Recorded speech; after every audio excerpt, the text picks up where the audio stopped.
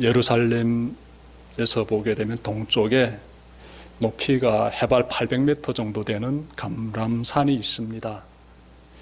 이 감람산에서 남쪽 그 산기슭에 베다니라는 작은 동네가 있어요. 베다니에는 시몬이라는 사람이 살고 있었습니다. 이 사람은 전에 나병으로 앓았기 때문에 사람들이 이 사람을 가리켜서 나병 환자 시몬 이렇게 불렀습니다. 나병은 어떤 병인지 잘 아시지요? 피부병이에요. 고칠 수 없는 암과 같은 병인데 아마 예수님께서 이 시몬이라는 사람이 앓고 있는 나병을 깨끗하게 고쳐주신 것 같습니다. 그래서 나병으로 앓을 때는 마을에서 격리된 곳에서 지내다가 깨끗하게 고침받았기 때문에 마을에 들어와서 가족과 함께 지금 살고 있습니다. 오늘 본문은 이렇게 이 시몬이라는 집을 배경으로 하고 있는데요. 예수님께서 오늘 본문의 6절 보시니까 나병 환자였다가 고침받은 이 시몬의 집에 초대받으십니다. 그런데 여러분, 요한복음 12장 1절과 2절에서도 예수님이 베다니에 있는 어느 한 사람의 집에 초대받는 장면이 나와요. 그런데 요한복음 12장 1절과 2절 보게 되면은 예수님을 초대한 그 사람이 나병 환자 시몬인 것이 아니라 나흘 전에 죽었다가 다시 살아난 그 사람, 예수님께서 살려주신 그 사람, 즉 나사로라는 사람으로 나옵니다. 나사로가 베다니에서 살고 있으며 그가 예수님을 초대했다라고 요한복음 12장 1절부터 2절에서는 기록하고 있습니다. 나사로의 그 가족 상황에 대해서도 우리가 요한복음에서 발견할 수 있는데 그에게는 두 누이가 있습니다. 한 사람의 이름은 마르다이고 또 한 사람의 이름은 마리아입니다. 그래서 나사로, 마리아, 마르다는 서로 이렇게 형제지간이에요. 형제자매들입니다. 그런데 오늘 본문에서 우리가 발견할 수 있듯이 마태복음 26장 6절 보니까 베다니에서 살고 있는 나병 환자 시몬의 집이라고 지금 밝히고 있습니다. 그래서 요한복음과 비교해 보게 되면은 뭔가 좀 다르다는 것이지요. 이때에는 우리가 말씀을 어떻게 봐야 되는가 하면 우리가 추정을 해야 됩니다. 추정을 시작해야 되는데 이렇게 볼 수 있겠습니다. 나사로의 아버지가 분명 계시지요. 그의 아버지가 시몬이 아닐까. 나사로의 아버지가 나병으로 앓았다가 고침을 받은 시몬이 아닐까 이렇게 추정할 수 있고요. 아니면 나사로에게는 두 명의 그 누이가 있지요. 이 누이의 남편들 중에 한 사람이 나병으로 앓다가 고침받은 시몬이 아닐까 이렇게 우리가 추정할 수가 있습니다. 정리해 본다라게 되면은 예수님은 베다니라는 곳 작은 마을에 찾아가셔서 어느 한 집에 식사 초대 받으신 것은 확실합니다. 그리고 이어지는 추정한 내용들을 정리하게 되면은 집의 식구 중에 한 사람은 나병 환자 시몬이며 그와 함께하고 있는 가족들 가운데는 나사로도 있고 마리아도 있고 마리아도 있었겠다. 이렇게 우리가 추정할 수가 있습니다. 시몬은 예수님 혼자 집으로 초대하지 않았습니다. 예수님의 제자들도 함께 집으로 쭉 초대했습니다. 아마 정성껏 준비했을 것이에요. 왜냐하면 예수님에 의해서 그 자신의 그 나병이 깨끗하게 고침받지 않았습니까? 그리고 또 가족 중에 한 사람은 죽음 가운데서 나흘 만에 예수님께서 다시 살려주셨잖아요. 그러니 그 마음 가운데 예수님을 향한 그 고마운 마음이 얼마나 가득하겠습니까? 그래서 온 마음에 그 차고 넘치는 감사함을 담아가지고 정성껏 이렇게 식사 준비도 하고 예수님을 또 이렇게 초대했을 것이다. 이렇게 우리가 그래 볼 수 있습니다. 예수님께서 시몬의 집에 들어가셔서 식사 초대이기 때문에 이 자리를 잡고 비스듬히 기대에 누우셨을 것이다 라고 우리가 또한 그려보게 됩니다. 왜냐하면 당시 사람들은 식사할 때 의자에 앉아서 이렇게 식탁 위에 차려진 음식을 먹지 않았습니다. 각자 이렇게 빙 둘러 이렇게 앉아가지고요, 비스듬히 기대에 눕습니다. 그리고 앞에 이렇게 놓여 있는 음식을 먹곤 하였어요. 당시 식사하는 그런 그들의 그 문화입니다. 예수님도 그렇게 자세를 취하셨겠지요. 그런데 그때 한 여성이 등장합니다. 이 여성은요, 요한복음에 따르면 이름이 나오는데 마리아입니다. 마리아. 그러니 시몬의 식솔들 가운데 한 사람이지요. 마리아가 등장하는데 이 마리아가 예수님 계시는 쪽으로 이동합니다. 그런데 품에 꼭 안고 있는 것이 있어요. 자세히 보니까 한 물 한 병 정도 담길 수 있는 그러한 옥합이에요. 도자기입니다. 그걸 품에 꼭 안고 예수님 계시는 쪽으로 다가갑니다. 마리아가. 사람들이요, 주시해 보겠지요. 사람들은 마리아가 품에 안고 있는 그 옥합에 대해서 어느 정도 눈치챘을 것입니다. 왜냐하면 당시에 풍속이 있는데 이 귀한 손님을 집에 초대할 때는 그 손님의 머리에 향유를 조금씩 발라줬습니다. 향유를. 그러면 향기가 쫙 나지요. 이렇게 향유를 발라줌으로써 당신이 참 우리 집에 온 귀한 손님입니다라는 것을 이렇게 표시하곤 하였습니다. 그래서 아마도 마리아가 예수님부터 시작해가지고 이 식사 자리에 초대된 우리 모두의 머리에 기름을 조금씩 발라주려고 하는가 보다라고 사람들이 추측하게 되지요. 요한복음 12장 3절에 따르면 그 옥합 속에는 식물에서 채취한 향유인 나드라는 향유가 있는데 식물 뿌리에서 채취한 그런 기름이에요. 향이 나는 기름. 이 향유가 한 근 정도 있었다라고 해요. 한 근. 이 한 근은 오늘날로 하게 되면 대략 330g 정도 됩니다. 물 한 병이 500g이지요. 그러니 330g 하게 되면은 여러분들 그냥 대략 물 한 병 정도 조금 안 되지 않을까 이렇게 또 생각하시면 좋겠습니다. 그리고 마가복음 14장 5절에 따르면 이 나드 한 근의 가격이 나옵니다. 무려 여러분 놀라지 마십시오. 300데나리온이라고 한 300데나리온. 300데나리온은 일반 근로자의 1년 연봉에 해당됩니다.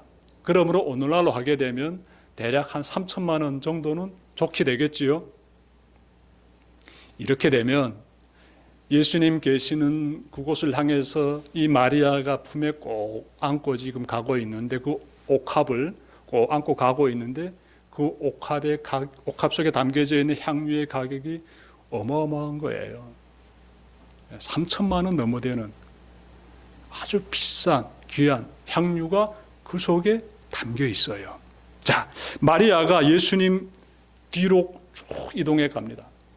예수님 뒤로 이동해 가가지고 그가 어떻게 행동을 취하는가 봤더니 무릎을 꿇고요, 준비한 돌을 꺼냅니다. 돌을 준비하거든요. 그래서 향유가 이렇게 병목이 길어요. 이렇게 길면서 이렇게 둥그렇게 이렇게 옥합이 생겼는데 그 병목 부분은 철저히 봉인해 있습니다. 봉인 아시지요? 향이 밖으로 빠져나오지 못하도록 완전히 봉인되어 있는데 준비한 돌을 가지고 그 봉인된 부분을 딱 쳐서 깹니다. 이 여성이. 도자기 깨지는 소리 알지요? 사람들의 시선이 완전히 집중되지요?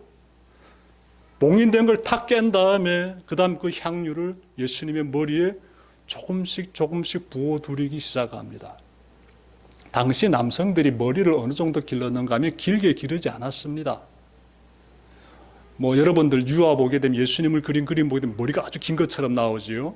근데 당시 남성들이 머리를 대체로 목까지만 길렀다라고 해요. 그 당시 사람들의 그러한 그 모습을 그린 그림이라든지 조각들 보게 되면은 남성들의 머리가 길지 않았다. 충분히 우리가 발견할 수가 있어요. 예수님도 당시 머리를 기르지 않았다. 우리가 상상할 수 있습니다. 자, 그 상태에서 여인이 330g 정도 되는 이 향유를 붓기 시작하는데 어떻게 부었을까요? 그냥 쭉 부었을까요? 천만의 말씀. 아마 한 손으로는 예수님 이마에 기름이 흐를세라 이렇게 예수님 머리에 골고루 계속해서 향유를 조금씩 부어드렸을 것이에요. 그런데 여인이 어떻게 하는가 봤더니 조금 부어드리고 멈추지 않고 마지막 한 방울 남을 때까지 다 부어드립니다. 이렇게 되면 어떻게 될까요? 이 머리 푹 향유를 적게 되고 그리고 목으로 해가지고 예수님은 비스듬히 지금 누워 계시지요. 식사할 때 자세는 비스듬히 누워있는 자세라고 제가 앞서 말씀드리지 않았습니까? 그러니 이 기름이 푹 머리를 적시면서 목을 통해 가지고 그 다음에 어디로 떨어집니까? 바닥으로 떨어지는 거예요. 바닥으로 떨어질 정도로 부으면 이제는 향유를 그만 부으면 될 텐데 이 여인은 가지고 있는 전부를 계속해서 붓는 거예요. 여러분 머리에다 300g 기름을 한번 부어 보십시오. 그냥 주르륵 다 땅에 떨어지지요. 근데 여인은 예수님에게 완전히 올인해서 전부를 다 그냥 한 방울 남을 새라 다 부어드렸다라고 해요. 다 부어드립니다. 정말 그 방 안에는 정말 귀한 그 향유로서 그냥 그 냄새가 꽉 찼을 거예요. 마리아가 왜 이렇게 했을까요? 마리아가 부자여서 그렇게 했을까요? 마리아에게는 워낙 재물이 많아가지고 이 정도 향유 한 병 그냥 이렇게 예수님에게 부어드리는 것은 뭐 일도 아니기 때문에 그래서 이렇게 해드렸을까요? 마리아란 이 여성이 부자 아닙니다. 여러분, 이 여성이 살고 있는 지역이 베단이라는 작은 마을이에요. 이 여성이 유대 사회의 상류층이 살고 있는 예루살렘 도시에서 살고 있지 않습니다. 이 여성이 예루살렘에서 뿐만 아니라 이스라엘 민족 가운데서 상류층에 속하는 사두개인 중에 한 사람도 아니에요. 사두개인 가문에 속하는 여성도 아니라고요. 그냥 베단이 작은 동네에서 살아가는 지극히 평범한 여성일 뿐이에요. 그러니 이 여성에게는 이 향유가 전 재산이었다라고 말해도 과언이 아니지요. 결코 부자가 아닙니다. 평범한 여성인데 300데나리온이나 되는, 오늘날로 3천만 원이나 되는 그 향유요, 어마어마한 전 재산이지요. 이 여성에게는. 여성은 그 향유를 이렇게 모으면서 엄청 수고했을 것입니다. 그래서 그 향유를 생각할 때마다 늘 마음 가운데 뿌듯함도 있고요. 또 한편 마음 가운데 그 미래에 대한 꿈도 있지 않겠습니까? 나에게 이 귀한 재산이 있으니, 열심히 노력해서 모은 이 재산이 있으니 내 이것을 가지고 앞으로 이런 일들을 펼쳐낼 수 있겠다. 꿈도 키우게 되는 것이에요. 그리고 이 향유를 생각할 때마다 마음 가운데 심리적 안정이 있지 않습니까? 여러분, 지갑에 돈이 없으면 불안감 가운데에서 좀 고통을 느끼지만 지갑에 돈이 두둑하게 되면 마음이 편안해지지 않습니까?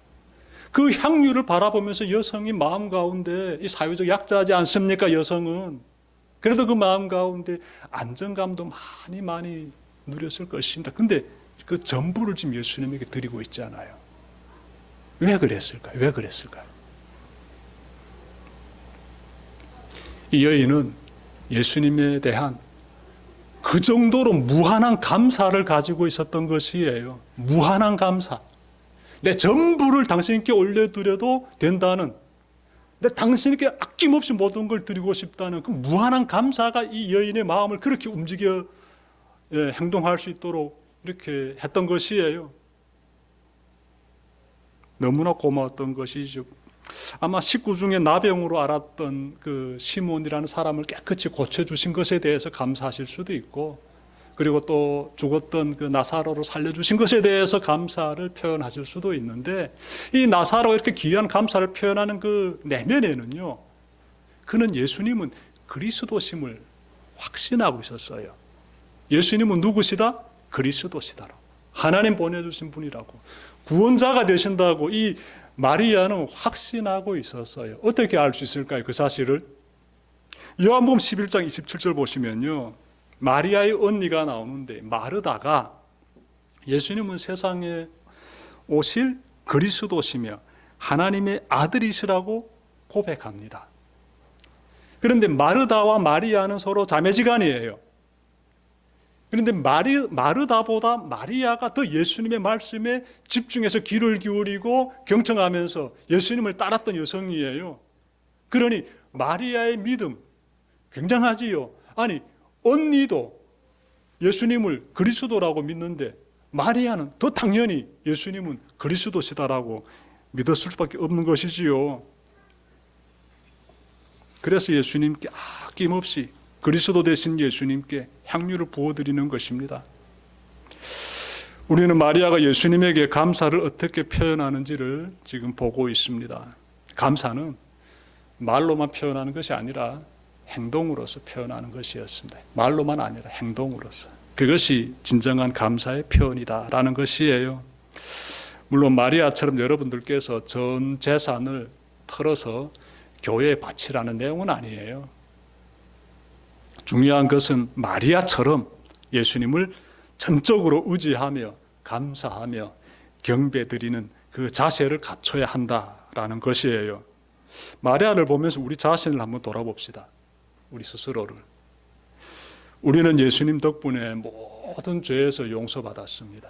우리는 예수님 덕분에 지옥 형벌에서 벗어나 영원한 구원, 생명을 얻었습니다. 예수님 덕분에 하나님의 자녀로 거듭났어요. 예수님 아니면 우리는 여전히 탐욕이라든지 쾌락의 늪에서 허우적거리며 살았을 것입니다. 예수님 덕분에 우리는 생명을 얻었으며 구원받았습니다. 그러니 얼마나 감사합니까? 마리아는 자신의 전부를 예수님께 드리며 감사함을 표현했는데 지옥 형벌에서 구원받은 우리는 하나님께 그 감사함을 어떻게 표현하고 있습니까? 어떻게 우리가 표현해야 할까요? 그 큰 감사를 어떻게 우리가 표현하면 될까요? 여러분, 그래서 예배가 중요하지요. 우리는 하나님께 진심 어린 예배를 드림으로써 감사함을 표현해야 합니다. 죽을 수밖에 없던 나를 구원해 주신 그 은혜에 진정으로 감사하다면 그 마음을 담아가지고 진심 어린 예배를 드려야 합니다. 그러면 진심 어린 예배를 드린다는 것, 그건 어떤 것일까요? 어떻게 예배를 드리면 진심 어린 예배가 될까요? 만약 여러분들 하나님께 예배 드리러 나오는데 거리가 멀다고 불평을 한다면 그렇게 드리는 예배가 진심 어린 예배가 될 수 있을까요? 만약 여러분이 교회로 나와서 예배 드린다고 하면서 목사님의 설교가 시원치 않다고 속으로 불평 부린다면 그 예배가 진심 어린 예배가 될 수 있을까요? 만약 여러분이 교회 나와가지고 예배를 드리는데 옆에 앉은 사람이 늘 미워하는 사람인 거예요. 가까이 하고 싶지 않은 사람인 거예요. 그런 마음으로 드리는 예배, 과연 진심으로 하나님께 드리는 예배일까요? 하나님께서 그 예배를 기쁘게 받아주실까요? 하나님께 드리는 예배는요, 하나님께 초점을 둡니다. 그 예배의 분위기라든지 그 모든 상황을 내가 판단하고 평가하는 것이 아니라 내 감정에 따라서 오늘은 예배 드린 것 같네, 오늘은 예배 드린 것 같지 않네, 내가 판단하는 것이 아니라 예배를 받으시는 분은 하나님이시고 예배를 받으시는 분이 하나님이시기 때문에 모든 것은 어떻게? 하나님께 달려있다는 것이에요. 하나님께. 그러니 멀리서 달려올지라도 감사하면서 아까 우리 권사님 기도드렸듯이 말씀을 기대하면서 달려와서 예배를 진심을 다해서 올려드린다라게 되면은 하나님께서 그 예배를요 기쁘게 받아주십니다. 목사님의 설교가 어설플지라도 매끄럽지 못할지라도 그 말씀이 나에게 해주시는 하나님이 세우신 종을 통해서 지금 하나님이 나에게 하시는 말씀이다. 하나님 나에게 예배를 전심으로 잘 드려야 된다고 지금 말씀하고 계시네. 저 마리아처럼 말이야. 이렇게 깨달아 간다라게 되면은 그 예배 하나님께서 받으시는 예배고 하나님 지금 그 말씀을 성도님들에게 하고 계십니다. 그리고 주변에 미워하는 사람 그 마음을 품지 마시길 바라요. 예배 드리는 사람은 교회 안에서 하나님의 자녀로서 함께 모여있는 사람들이지 않습니까? 그러니 서로 사랑하면서 따뜻한 마음으로서 미워했던 마음을 품었던 그 사실에 대해서 회개하면서 그렇게 예배에 임하실 때 하나님께서 이 모든 예배를 다 받으시고 하나님 영광 받으십니다. 홀로 하나님께서 그 예배를 통해서 영광 받으십니다. 마리아가 참 귀한 모습을 우리에게 보여주고 있습니다. 마리아가 지금까지 우리는 마리아를 통해 예수님을 어떻게 예배해야 하는지를 찾아보았는데요. 이어서 예배자의 삶을 시작할 때 마주하게 되는, 경험하게 되는 시련이 있습니다. 시련이 있어요. 마리아를 보십시오. 그녀가 전심으로 예수님을 예배하는 마음으로 향유를 쫙 부어드리는데 그러자 주변에서 사람들이 어떻게 반응합니까? 막 칭찬해 줍니까? 정말 귀한 행동 취한다. 그래야지 하고 막 마리아의 그 헌신을 격려해 줬습니까? 정반대로 그들이 반응했습니다. 그것도 예수님의 제자들이 말입니다. 가장 마리아의 행동을 잘 이해해 줄 수 있는 사람들이 마리아를 책망했다. 속에서 분노를 표출해냈다. 이렇게 지금 성경은 말씀하고 있어요. 8절 보십시오. 그러자 제자들이 이것을 보고 분개하여 말하였다. 왜 이렇게 낭비하는 거요? 이 향유를 비싼 값에 팔아서 가난한 사람들에게 줄 수 있었을 텐데요. 이렇게 지금 그들이 마리아를 책망하는 거예요. 여러분 생각해 보십시오. 그 식탁에 둘러앉은 제자들이요, 이 사람 저 사람 이렇게 막 마리아를 책망하게 되면 마리아 심정이 어떻겠습니까? 나는 전부를 지금 예수님께 올려드렸는데 옆에서 칭찬은 못해줄 망정 분을 표출하면서 막 책망하고 있은지 마리아 마음이 얼마나 상하겠습니까? 이런 모습 보면서 우리가 좀 생각해야 되는 것 또한 있습니다. 여러분, 예수님을 예배하고자, 이제는 그리스도인답게 살고자 나 교회로 가야지, 이런 마음을 품고 행동을 취할 때 여러분들에게 브레이크를 거는 존재들이 있을 것이에요. 가장 최측근들이 그런 일을 잘합니다. 남편이 교회 가자고 딱 하게 되면 옆에서 아내가 브레이크 걸 수 있고, 아내가 교회 가려고 하게 되면 남편이 브레이크 걸 수가 있어요. 자녀가 교회 가려고 하게 되면 부모들이 브레이크 걸 수가 있습니다. 항상 기억해야 돼요. 가장 최측근이 먼저 브레이크를 겁니다. 하나님께 영광 올려드리기 위해서 예배드리러 교회 가려고 하는데 브레이크 건다는 사실 꼭 기억하십시오. 그리고 또 하나님께 영광이 되는 그 삶을 살고자 기꺼이 감사함으로 11조를 드리려고 하는데, 아니 나의 재산이 큰 몫을 하나님께 헌신하고자 교회에 드리려고 하는데 그때 가족이 나서 가지고 막 그렇게 하면 안 된다고 가로막을 수도 있어요. 여러분 그때마다 기억합시다. 내가 이렇게 하고자 하는 행동을 하나님께서 원하시고 성령님이 나에게 감동을 주셔가지고 그래서 내가 이 일을 하려고 한다라게 되면은요, 과감하게 주변 사람들의 그러한 방해에 주저하지 말고 과감하게 실천하십시오. 마리아처럼 말입니다. 하나님께서 그러한 일을 통해서 하나님의 계획들을 펼쳐나가시게 됩니다. 여러분, 마리아가 이렇게 귀한 향유를 예수님께 발라드릴 때 제자들은 이렇게 막 마리아를 책망하고 이런 시련들이 있었을 때 우리는 우리 신앙의 삶에서도 이런 부분들이 나타날 수 있다. 마음에 잘 새기고요. 그리고 우리가 좀 더 예수님은 이때 어떻게 반응하셨는지 끝으로 살펴봐야 합니다. 예수님 어떻게 하셨습니까? 제자들이 책망하면서 이렇게 분위기를 이렇게 삭막하게 몰고 갈 때 예수님께서 가만히 계셨습니까? 예수님께서 마리아를 높이 치하하십니다. 그리고 제자들이 너희들 지금 잘못 생각하고 있어라고 예수님께서 가르쳐 주십니다. 아주 중요한 말씀 하시는데요. 제가 10절부터 13절 말씀을 요약하겠습니다. 다 읽자게 되면 좀 시간이 좀 걸릴 것 같으니까 요약하게 되면 이런 내용이에요. 가난한 자를 구제하는 것은 맞는 말이다. 이 제자들이 그 비싼 향유 그렇게 낭비하지 말고 그 팔아가지고 가난한 자들 구제하게 되면 얼마나 좋겠습니까? 라고 말하지 않았어요. 아주 합리적이고 타당한 얘기들이죠. 그런데 예수님께서 가난한 자를 구제하는 것은 맞는 말이다. 그런데 거기에 그치면 안 된다. 이 여자는 나에게 향유를 부음으로써 나의 장례를 상징적으로 보여주고 있다. 그러니 너희는 이 여자의 행위를 사람들에게 전하여 기억하게 하라. 이런 내용으로 예수님께서 제자들에게 가르쳐 주시게 됩니다. 그 내용이 10절부터 13절에서 나와요. 여러분, 사실 마리아가 예수님이 며칠 뒤면 십자가에 못 박혀 죽임당하시기 때문에 그래서 장례를 미리 준비하는 심정으로 향유를 부어드린 거 아니에요. 거듭 말씀드리지만 그냥 마리아는 감사한 마음으로 향유를 부어드렸습니다. 근데 예수님은요, 이 마리아의 헌신을 장차 겪으실 자신의 고난의 영광과 연관시켜 주십니다.